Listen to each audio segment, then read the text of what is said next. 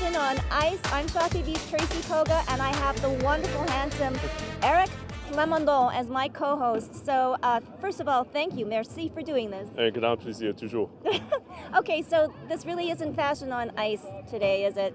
It's fashion, and there's ice nearby, or puddles nearby is what it would be now, yes. I know. This has to be the warmest Festival de Voyageurs in history. So the Riverwalk has been shut down. We've moved it up here to Johnston Terminal, and it's going to feature 44 local models and 20 local designers. I can hardly wait. It's fantastic. I had the chance to be a model in the first year when it was like minus 20, minus 30 with the wind chill. So I'm sure the models right now are thinking, we kind of lucked out. Yes, we kind of did. So we're moments away from the show, but right now we'd like to showcase one of the very talented local designers.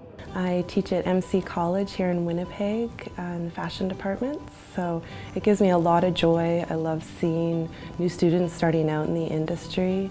I've probably been sewing since I was a baby. Well, I was dressing up the cat when I was a baby in my other clothes, and then sewing probably since I was 5. I went to school here in Winnipeg in high school actually, and did fashion. I was at Nygaard for 2 years, and I was a CAD pattern maker, so I did all of their pattern making on the computer. In Vancouver with my best friend, I started a company out there that we ran together for 10 years. I also got my university degree out in Vancouver at Kwantlen University. And 10 years later, I was kind of missing my roots here in Winnipeg and missed all my family, so I packed my bags and moved back home. I actually have always been allergic to wool, so I can never wear wool. It's so itchy and scratchy for me. But cashmere has always been so amazing and such a beautiful fabric. First I go hunting, I go to the thrift stores and I find the cashmere pieces.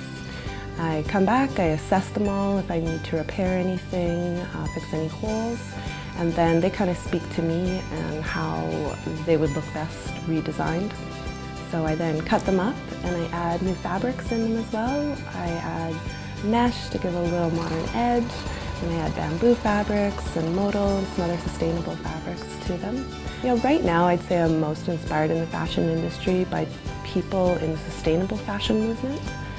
So there's a whole group of people called the Fashion Revolution right now, and just really asking the question of where do people's clothes come from and who made your clothing. So that's really inspiring to me and the women and the men who are labor intensive in making our clothes.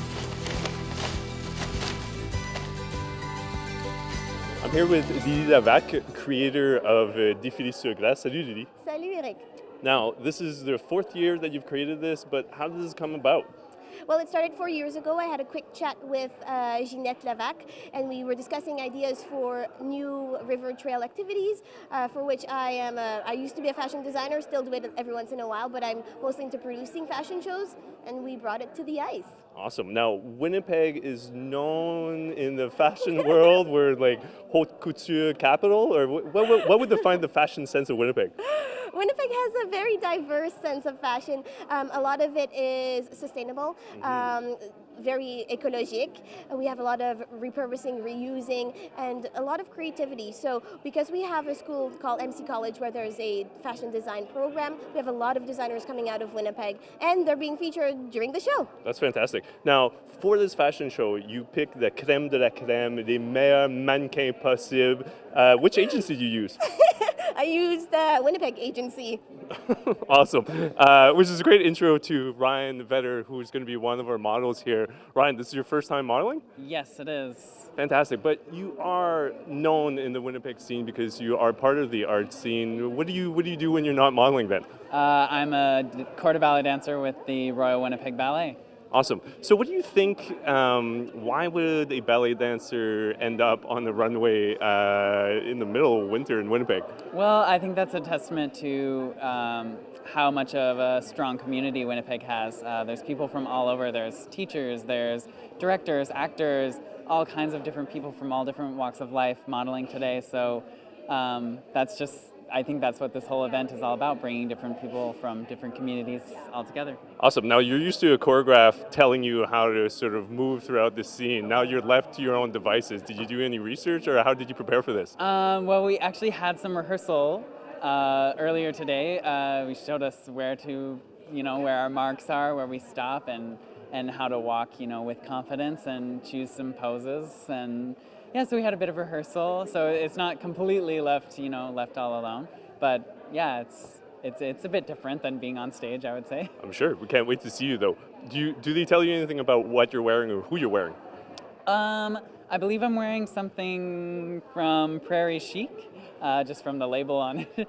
But I love it. I love the wolf and the pants, the balloon pants. Not what we would typically see you in. But yes, definitely local designer, and I think we're going to introduce you to another local designer that's going to be featured part of the show. It was probably about in 2008 when I started sewing and designing bags for myself and selling them online a little bit. I'm also a musician, so I just finished a degree in music, and then I was looking for something a little more hands-on, and so I just started creating and designing at that point, and it's just grown from there. To make leather handbags, you need a lot of industrial equipment, so over time I've just slowly been collecting different pieces and just saving up for each piece. So at first I only had one machine, and then it was a little bit difficult to make different types of designs, so then I had to save up and buy a second machine that could do different things, and so that's been a little bit of a challenge. Everything is handcrafted here in Winnipeg by me. I choose leather, high quality leather, top grain leather, but then I also use silk to line some of the clutches, or cotton to line some of the larger handbags, and solid brass hardware, and I just try to make something that's going to last.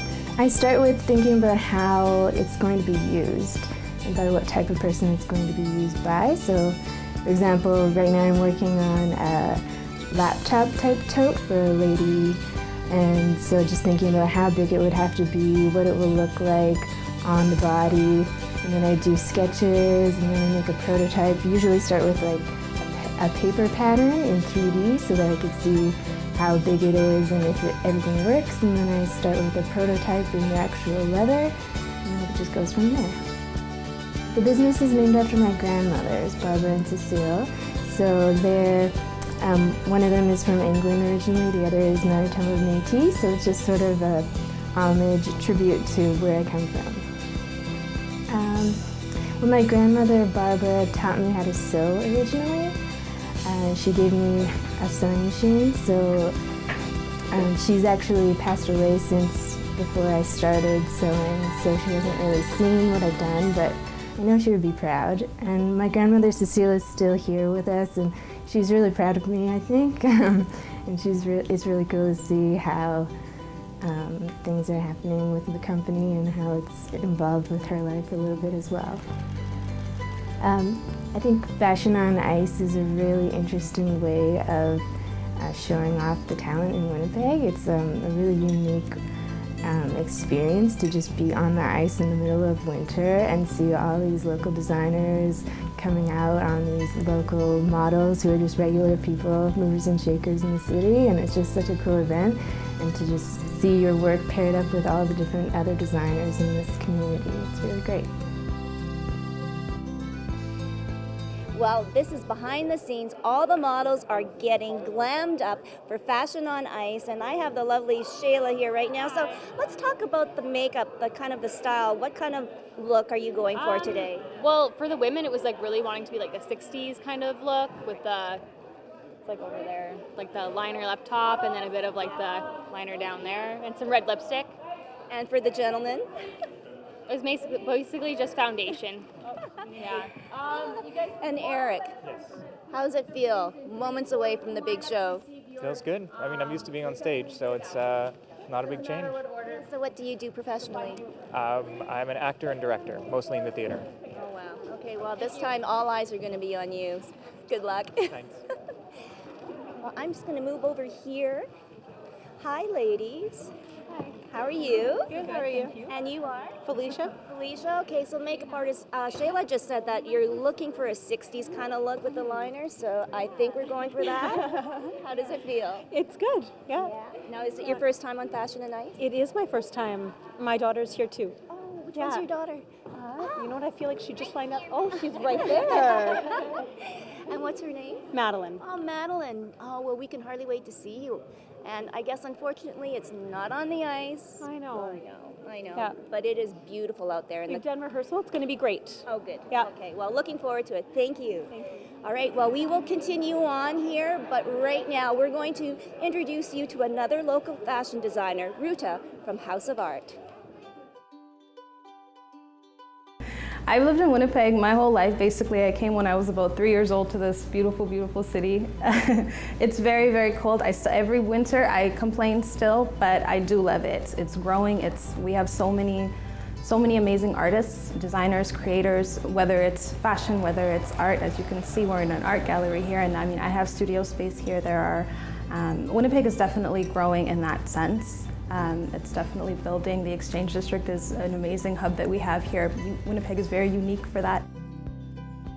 For me personally, I will think of something and then right away go to my sketchbook and just start drawing out ideas, writing out ideas more than anything actually. I love fashion and I learned how to draw illustrations during my program, my year at MC College, but I'm not by any means that great at it.